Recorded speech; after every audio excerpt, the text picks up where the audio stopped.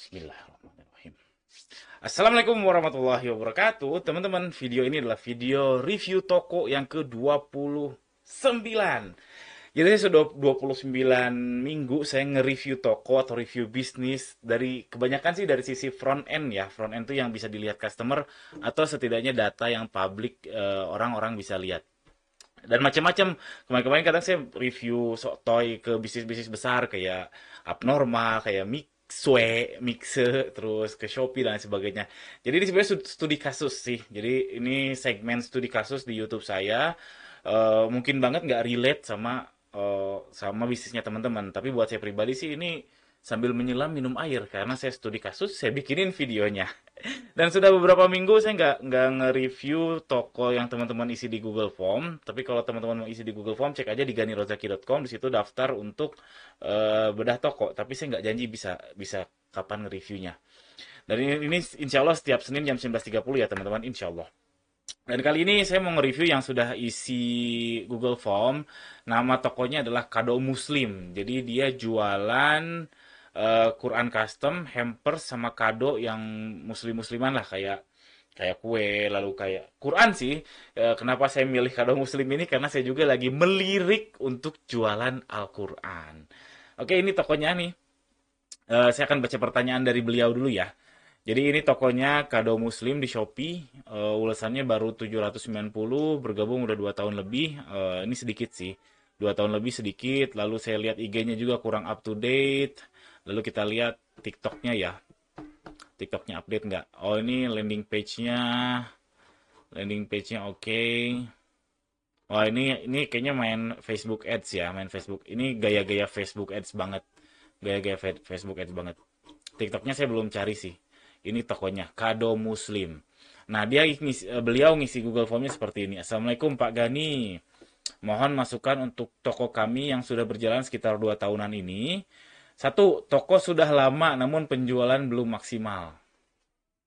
Sama, toko saya juga sudah lama dan penjualan ya belum maksimal. Bahkan ya saya lagi turun banget lah. Cash flow kami udah 6 bulan negatif. Jadi ya saya juga berjuang. Terus yang kedua, biaya iklan belum efisien, terkadang masih boncos sama. Sama, saya juga masih boncos. Kalau yang nggak pernah boncos, mungkin ada YouTuber lain ya yang nggak pernah boncos itu luar biasa. Saya juga boncos, jadi sama. Saya nggak bisa jawab satu dua. Yang ketiga, masih bingung menentukan target market yang pas. Apakah kalangan menengah ke atas atau menengah ke bawah? Oh, sebenarnya saya juga bingung sih kalau orang-orang biasanya pertanyaan seperti ini itu untuk yang baru mulai, tapi nggak tahu kenapa masnya ini sudah mulai tapi masih mempertanyakan itu ya.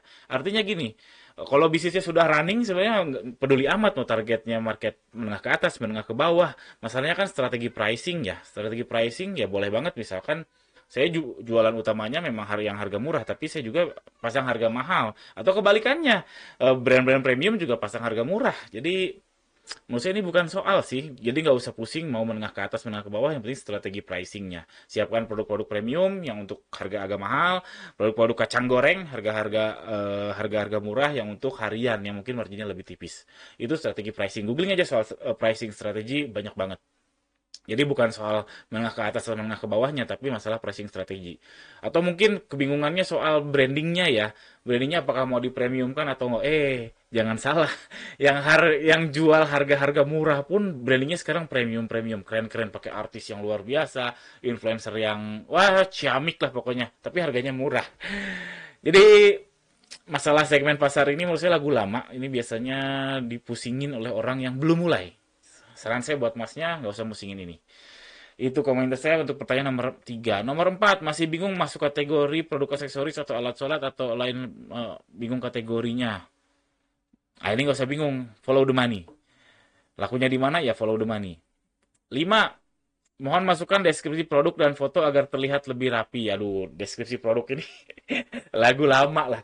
Jadi teman-teman cek aja video saya ini, cari di Gani Rozaki ini part 2 gaya baru riset optimasi judul bla bla bla. Kita nggak usah pusing lagi untuk optimasi deskripsi sama judul. Ini sudah terbukti.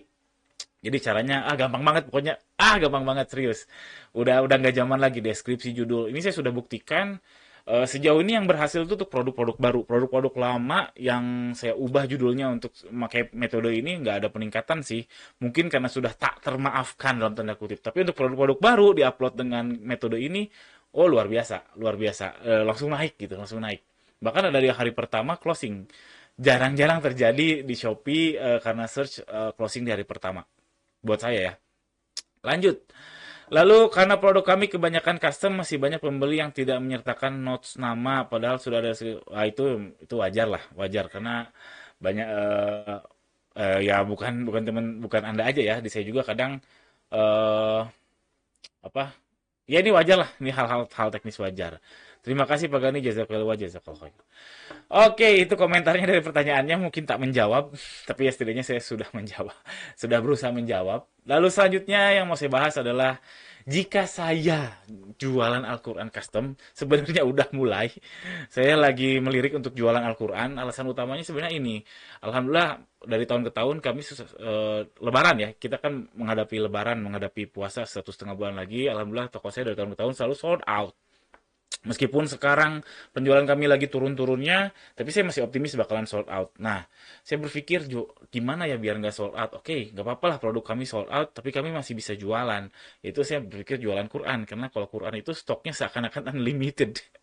Stoknya tuh banyak banget, karena produksi mencetak itu, mohon maaf ya, relatif murah karena pakai mesin dia 70% pekerjaan mesin, yang susah itu kan R&D Qurannya. Jadi bikin Quran yang cocok untuk hafiz, untuk sirah, untuk lain sebagainya itu yang susah. Tapi untuk mencetaknya itu murah banget. Jadi saya sudah mulai alasannya tadi, dan sepengamatan saya Quran custom itu bukan logic buying. Jadi orang Quran custom tuh kayak gini teman-teman, buat yang belum tahu, jadi ada Qurannya masih biasa aja, yang lagi ngetren kayak Quran blok warna, Quran Latin dan sebagainya, tapi di depannya ada customnya, misalkan untuk anakku tersayang Gani Rozaki misalkan. Jadi ada depannya tuh ada custom covernya. Biasanya yang di custom itu hanya tulisannya aja. Kalau covernya gambar di covernya tidak di custom. Dan itu memang itu bukan logic buying. Jadi orang yang tercerahkan untuk membeli sesuatu katakanlah untuk anaknya, karena anaknya nggak mungkin ngebuang Quran itu kan. Nggak mungkin Quran itu dibuang, karena apa sih, belum pernah seumur hidup saya melihat ada bungkus kacang goreng atau bungkus gorengan isinya adalah surat Al-Falah gitu, atau surat surat Al-Baqarah, belum pernah seumur hidup saya. Jadi wajar banget orang berpikir untuk beli custom Quran itu untuk kado, karena untuk kado atau untuk wakaf. Jadi karena sudah tahu kalau ngebeliin sesuatu itu nggak mungkin dibuang, karena ini bukan logic buying, alias dia apa, impulse buying. Jadi marketplace sebenarnya kurang cocok, kecuali kalau Anda sudah punya brand yang dikenal ya. Marketplace sebenarnya kurang cocok untuk yang impulse buying. Kayak Shopee, Tokopedia itu kurang cocok. Yang cocok apa ya? Instagram, Facebook, TikTok. Secara umum ya. Dan saya lihat sih memang landing page-nya sudah Facebook Ads banget lah ini. Ini one page, terus ada testimoni, terus di bawah adalah harga coret dan beli sekarang. Ini udah Facebook Ads banget. Saya yakin beliau ini pakai main Facebook Ads. Lalu jadi itu, ini sepengamatan saya kalau main Quran custom itu kita nyasarnya bukan yang logic buying, tapi ada peluang yang logic buying tapi yang long tail keyword. Contohnya eh, Quran custom untuk anak autis. Walau alam, siapa tahu ada. Atau untuk anak SD, untuk anak 5 tahun, untuk anak 6 tahun, untuk anak pesantren, untuk anak bla bla. Itu keyword long tail. General keywordnya atau short tailnya kan Quran custom. Lalu titik-titiknya ini ada peluang untuk main di marketplace. Makanya saran saya buat toko ini cobain si produknya di-expand lagi. Produknya sebenarnya sama-sama aja kan. Coba di-expand, ini kado misalkan nih. Kado terjemahan hampers wisuda ulang tahun pernikahan mahar. Coba spesifikan. Jadi kado Al-Quran custom nama untuk anak umur sekian tahun, untuk anak bla bla bla. Memang jadi repot, jadi banyak upload, mungkin jadi nyetak banyak juga. Contoh-contohnya ya nggak apa-apa, toh itu nggak lebih mudah, lebih lebih gampang, lebih realistis dilakukan ya untuk memperbanyak produk. Karena kalau makin banyak produk, peluang peluang orang melihat melihat produk kita itu lebih besar. Jadi saran saya cobain main di long tail keyword yang spesifik betul yang tadi saya bilang. Anak anak perempuan, anak laki-laki, anak pesantren, anak SD, anak TK, atau misalkan kado untuk tahlilan NU. Ini terlepas kontroversi tahlilan ya. Saya bukan pro itu, kita cuma jualan aja.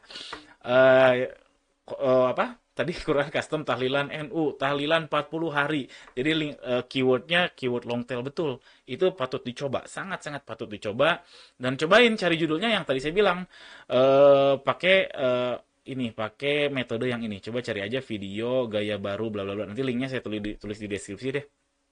Ini saya sudah membuktikan dan alhamdulillah berhasil. Lalu yang terakhir komentar saya ini momennya. Jadi kalau saya lihat toko ini baru 790 ulasan di 28 bulan lalu. Waduh, ini kecil sekali. Berarti setahun tuh cuma 390 ulasan. Berarti satu hari satu ulasan. Umumnya tuh yang ngasih ulasan itu 50% dari yang order. Berarti cuman 2 order per hari. Itu kecil sekali untuk 28 bulan. Tapi saya nggak tahu ya masnya ini sudah full time atau tidak, atau mungkin di Facebook Ads-nya yang lebih jauh lebih masuk ya. Saya nggak tahu. Cuman ini momennya untuk jualan Al-Quran, untuk jualan sejadah, untuk jualan mukena dan sebagainya. Ini momennya untuk jualan di menjelang Lebaran ini. Makanya saya tadi sudah cerita, saya lagi melirik untuk jualan Al-Quran di Lebaran tahun ini, di puasa tahun ini. Oh, itu aja review ini. Jadi ini studi kasus saya yang saya share di YouTube ini. Mudah-mudahan ada manfaatnya, karena pasti belum tentu relate sama bisnisnya teman-teman ya, belum tentu ada kaitannya sama bisnis teman-teman. Tapi sekali lagi, ini studi kasus, jadi eh, menurut saya sih lumayan banget untuk menambah hasanahnya teman-teman. Oke, itu aja. Jangan lupa subscribe. Jika teman-teman mau diskusi soal ini, boleh banget join membership. Insya Allah kalau membership, kalau komen saya bales. Kalau selain itu, aduh, mohon maaf saya berat untuk ngebales. Tapi saya baca kok. Makanya saya suka upload shorts, upload IG, TikTok, Reels. Itu ngebalesin komen. Tapi kalau ngebalesin satu-satu, ketik, aduh, itu berat. Tapi kalau yang join membership, insya Allah saya bales. Jadi kita bisa diskusi panjang. Biayanya lumayan, 165.000 per bulan. Lalu ya itu aja. Sekian, mudah-mudahan yang punya toko dinaikkan. Insya Allah bisa menjelang puasa ini, insya Allah bisa lah. Jangan segitu banget, ini kecil banget serius. Assalamualaikum warahmatullahi wabarakatuh.